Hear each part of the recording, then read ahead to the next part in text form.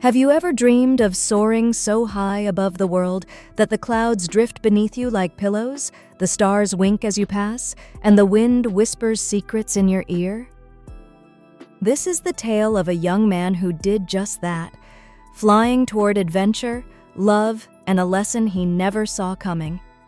In a bustling old city filled with cobblestone streets, busy market stalls, and the smell of fresh bread floating from open windows, there lived a merchant so wise and wealthy that people swore he could turn a pebble into gold.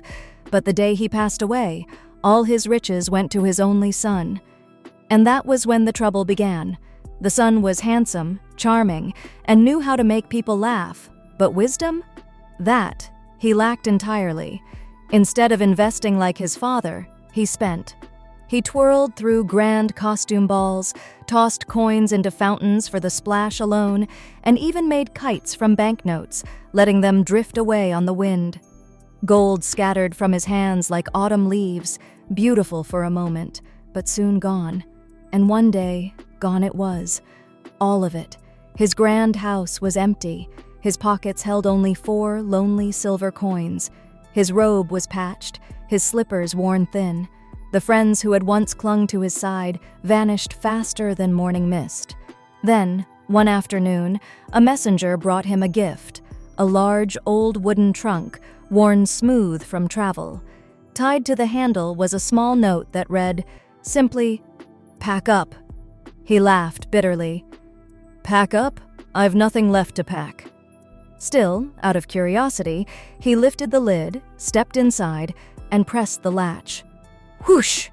The trunk shot upward with a rush of wind, slipping up the chimney and bursting into the open sky. The rooftops shrank below him. Birds squawked in surprise. The clouds opened like giant gates, and the sun poured down, warm and golden. He laughed in awe. This was no ordinary trunk. It was enchanted. Up and up it flew, until at last it drifted down into a dense forest on the edge of a grand city in Turkey. Hiding the trunk under a pile of dry leaves, the young man set off to explore. It was there, in the city, that he first saw the tall white castle. Its towers gleamed in the sun, and high in its walls were windows so small they looked like tiny stars. Curious, he asked a nurse passing by, cradling a child, "Who lives in that beautiful place?" "The Sultan's daughter," she said. "But beware. A prophecy says she will be heartbroken by a lover. No one may visit her unless the king and queen are there." That night, the young man returned to the forest, climbed into his magical trunk, and flew straight to the castle roof. Slipping through a window, he found himself in a chamber filled with silken pillows and soft moonlight, and there, fast asleep, was the princess. When her eyes fluttered open, she gasped. Before she could call for help, he whispered, "Don't be afraid. I'm not from this world. I'm a Turkish angel." The princess's fear melted into curiosity. She had never seen anyone like him. His words came smooth and warm, telling her she had eyes as deep as hidden lakes and a forehead like a snowy mountain guarding halls of gold. He spoke of magical birds that could sing the future, storks who flew across deserts, and kingdoms so secret they could only be seen at sunrise. Her heart raced with wonder. When he asked if she would marry him, she blushed and said, "Yes, but you must meet my parents.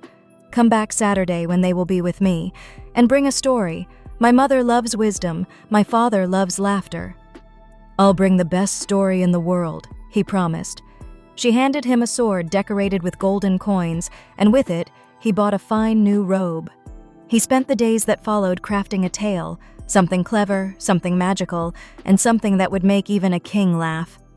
When Saturday came, he dressed in rich colors, climbed into his trunk, and flew once more to the palace. The king and queen greeted him warmly. "Tell us a story," said the queen. "One full of wisdom." "And make us laugh," added the king. The young man smiled and began. "There was once a proud bundle of matches born from the great pine forest. They bragged about diamond dewdrops, bird songs, and evergreen needles. But now they lay beside a saucepan and tinderbox in a kitchen, fated to light fires under kettles." The king and queen leaned forward. The saucepan scoffed. "I've always been useful." The tinderbox sparked eagerly. The broom crowned the saucepan with parsley. Plates clinked like dancers. The kettle whispered excuses. Even the market basket called for order. The kitchen was alive with chatter until the maid came in. She struck a match. Whoosh! The matches thought, "Look how we shine!" But in seconds, they were gone. The king laughed so hard his crown tilted. Even the queen wiped away a tear of laughter. "That was marvelous," she declared. "You shall marry our daughter," the king announced. The wedding day was set. The city shimmered with lanterns. Sweets rained from balconies. Children danced in the streets. Wanting to give the people something unforgettable, the young man packed his trunk with fireworks and soared high above the city. Rockets burst into blossoms of red and gold. Sparklers curled through the night air. The people pointed and cheered. "The Turkish angel!" they cried. But when he returned to the forest, a terrible sight awaited him. Smoke rose through the trees. His trunk, his faithful flying trunk, was gone. A single spark from the fireworks had landed on it, turning it to ash. The princess waited on the castle rooftop in her wedding gown, eyes scanning the sky for the man she loved. But he could not come. They say she waited until the stars faded into dawn. Perhaps she still waits.